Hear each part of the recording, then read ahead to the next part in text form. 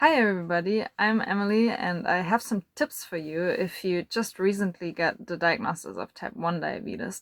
I'm a diabetic since about 20 years now and a lot has changed in that time, but I got to know myself and my body a little bit better, and I think I am able to manage my type 1 diabetes quite well by now.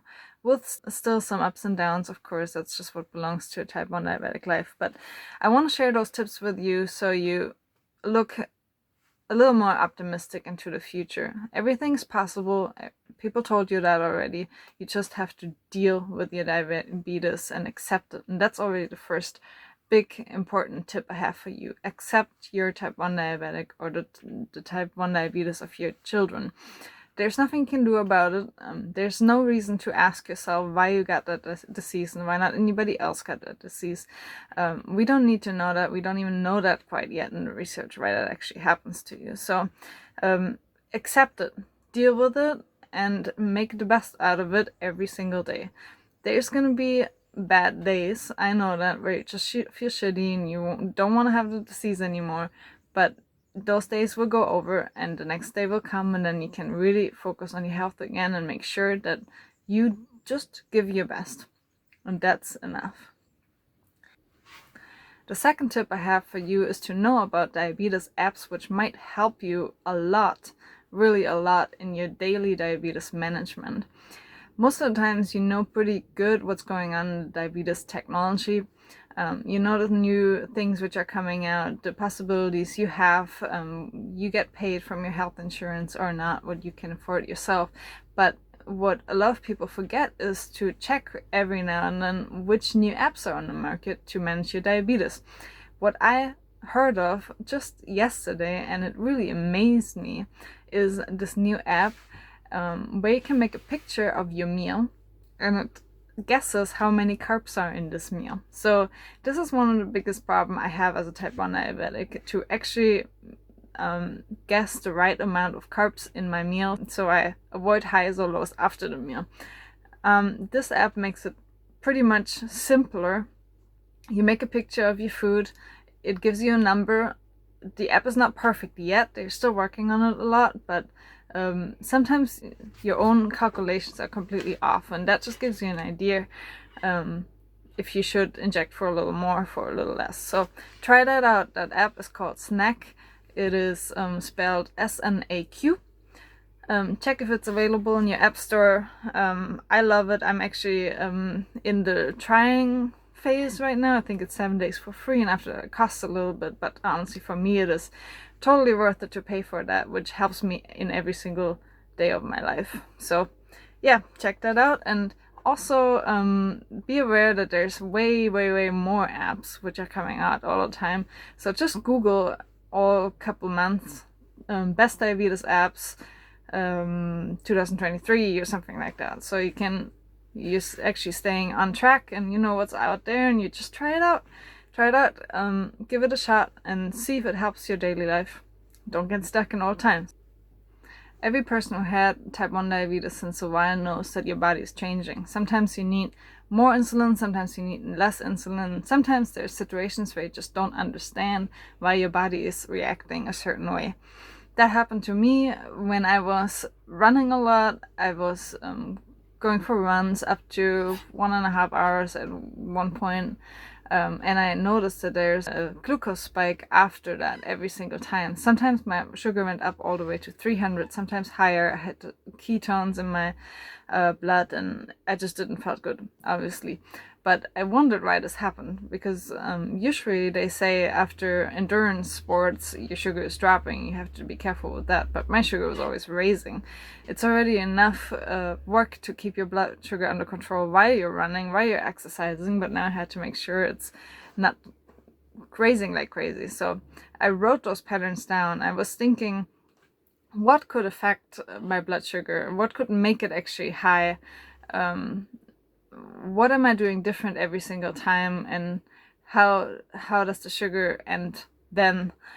So I wrote down, for example, at what time I was running. I wrote down how much active insulin was in my blood. My device is showing me that. I was writing down if I ate before the run, if I didn't eat before the run, and so on. So I can see eventually after a few weeks or months a pattern I can work with, and I can try out things. So eventually I started injecting a little bit of insulin right before I finished the run. And that actually was the solution for me. Right now I don't need that anymore that much when I'm going for a run. So sometimes your body just needs more, sometimes it needs less, and you don't always have to understand it completely. But if you notice any patterns already without writing it down, start making notes and try to understand when what happens and manage it like that. You have to learn from your own body, and not all the time the recommendations for injecting insulin or not injecting insulin are not always there written in those guidelines. So everybody's different. Try things out and learn from it.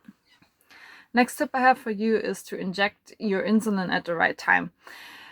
Early in the day, that was a bigger deal and the doctor said, at least to me, that I should inject at least 10 to 15 minutes before I'm eating.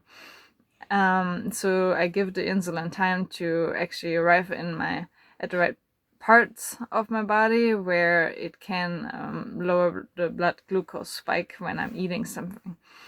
Nowadays it does not seem to be this big of a deal anymore because we have faster acting insulins, but in my eyes, and also in the eyes of other type 1 diabetics, it is still playing a big role. So if you notice big glucose spikes after your meals, try to inject your insulin earlier.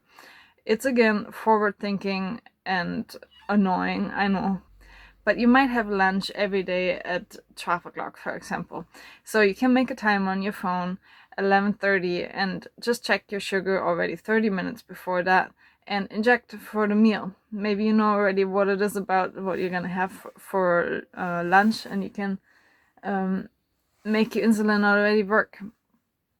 That makes my blood sugar spike way lower, and it helps me a lot. So try things out with that too, but make sure to not move in that time, because that makes you really be low, and you want to be prepared, or you want to be at least ready to eat when your sugar drops as soon as your insulin it's doing its job.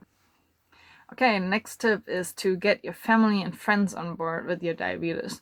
There's good people who surround you and deal with your diabetes, and there's really bad people. They honestly were really just thinking that I'm making a big deal out of it, that I'm trying to get attention for my disease or for whatever. But there's also really good friends I had in my life, of course, and I'm surrounded by the most amazing husband who supports me. So that's the people you want to have. You want to have people around you who know that your diabetes is a daily challenge, and who give you time if you need the time, if you have to treat low blood sugar, if you have to inject insulin real quick, if you have to change your catheter, whatever it is. Those people are the right people you should surround yourself with. If there's anybody who really doesn't give you a good feeling with your diabetes, maybe it's just better to keep calm and don't talk about it, or go to the toilet, to the bathroom to inject your insulin real quick, to just not make a big topic out of it. But honestly, that's also not the solution. So just make sure to surround yourself with good people who understands your daily challenges of type 1 diabetes. And the final tip is also very important to me, to find a doctor, a diabetes doctor you actually like. I was moving a lot in the last years, and I had to change my diabetes doctor for a lot of times. And there were plenty of doctors I really was not able to deal with, just because they try to figure every single situations out where I had a slightly elevated sugar, and I was just not able to tell them what I ate 5 days ago for lunch and why my sugar was raising. I need to talk to my doctors about my patterns. If I see anything, I'm asking them something, I'm interactive with them, I'm proactive with them, and they give me answers on that, ideally, but they should not try to figure out my life. I cannot repeat all the possible factors which on that day influence my own sugar.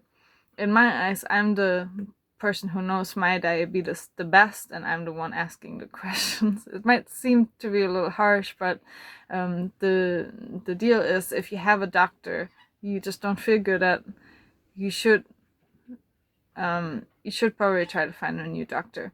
And it is worth it to drive a little longer to go to a better doctor who's actually supporting you, and where you walk out with a good feeling, not with a worse feeling. Yeah, so that's it. That's tips I had for you today. I hope it helped you, and let me know in the comments if you have any else tips you want to add to this. Would make me happy. See you soon.